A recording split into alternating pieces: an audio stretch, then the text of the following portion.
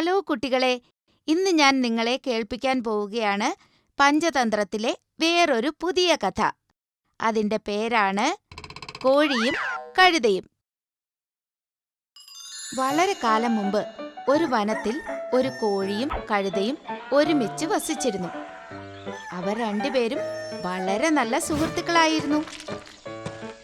ആവശ്യം വരുമ്പോൾ അവർ പരസ്പരം സഹായിക്കുമായിരുന്നു. ഒരു ദിവസം കോഴിയും കഴുതയും ഭക്ഷണം തേടി വനത്തിൽ ഒരുപാട് ദൂരേക്ക് പോയി. അപ്പോഴവർ അല്പം അകലെയായി ഒരു സിംഹത്തെ കാണാനിടയായി. സിംഹത്തെ കണ്ട രണ്ടുപേരും വല്ലാതെ പേടിച്ചു. സിംഹത്തിന്റെ നോട്ടം അവരിലേക്ക് തിരിയുന്നതിന് മുൻപായി രണ്ടുപേരും ഒരു കുറ്റിക്കാട്ടിൽ ഒളിച്ചു. സിംഹത്തെ പേടിച്ച് രണ്ടുപേരും കുറ്റിക്കാട്ടിൽ തന്നെ ഒളിച്ചുകൊണ്ട് സിംഹം പോകാനായി കാത്തിരിക്കാൻ തുടങ്ങി. കുറച്ചു നേരം കഴിഞ്ഞപ്പോൾ അടുത്തുള്ള മൈതാനത്ത് ഒരു ആട് പുല്ല് തിന്നുന്നത് അവർ കാണാനിടയായി. സിംഹവും ആടിനെ കാണുന്നു. അവൻ ശബ്ദമുണ്ടാക്കാതെ ആടിന്റെ അടുത്തേക്ക് നീങ്ങുന്നു. ആട് ആപത്തിലാണെന്ന് കണ്ട കോഴി കഴുതയോട് പറഞ്ഞു, ചങ്ങാതി, അത് നോക്കിയേ, സിംഹം ആ ആടിനെ ഇരയാക്കാൻ പോവുകയാണ്. നമ്മൾ ആ ആടിനെ സഹായിക്കേണ്ടതാണ്. കഴുത പറയുന്നു, നമുക്ക് എങ്ങനെയാ ആടിനെ സഹായിക്കാൻ കഴിയും? ഈ സിംഹം ഒരു ഭീകരനാണ്. അവൻ നമ്മളെ കൊന്നു തിന്നും. കഴുതയുടെ വാക്കുകൾ കേട്ടിട്ട് കോഴി പറഞ്ഞു, ഒന്നും ചെയ്യാതിരിക്കുന്നതിനേക്കാൾ നല്ലതല്ലേ ഒന്ന് ശ്രമിക്കുന്നത്. സിംഹം ആടിനെ പിടിക്കുമെന്നായപ്പോൾ കോഴി വളരെ ഉച്ചത്തിൽ കൂവുന്നു.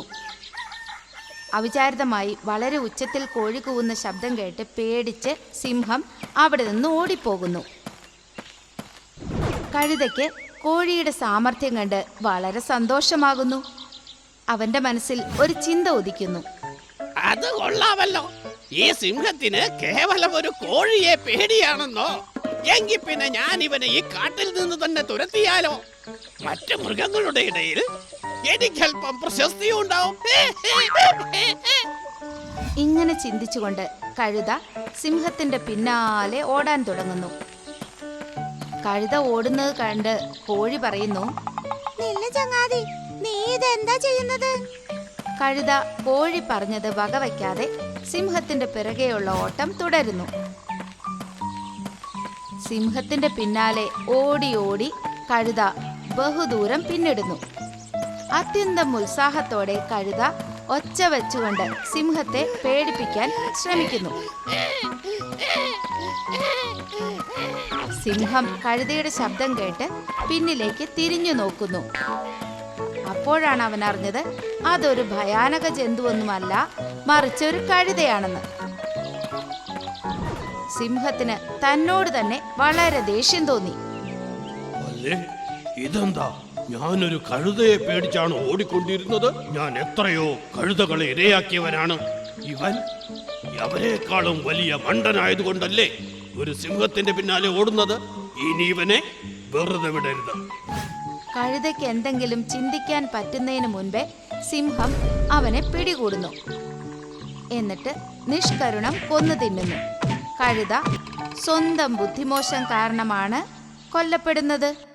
അപ്പോൾ കുട്ടികളെ, ഈ കഥയിൽ നിന്ന് നമുക്ക് ലഭിക്കുന്ന പാഠം ഇതാണ്: ആത്മവിശ്വാസം നല്ലതാണ്, എന്നാൽ അമിതമായ ആത്മവിശ്വാസം എപ്പോഴും ആപത്താണ് തരുന്നത്. നിങ്ങൾക്ക് ഞങ്ങളുടെ വീഡിയോസ് ഇഷ്ടമാകുന്നുണ്ടെങ്കിൽ അവ ലൈക്ക് ചെയ്യൂ, ചാനൽ സബ്സ്ക്രൈബ് ചെയ്യൂ.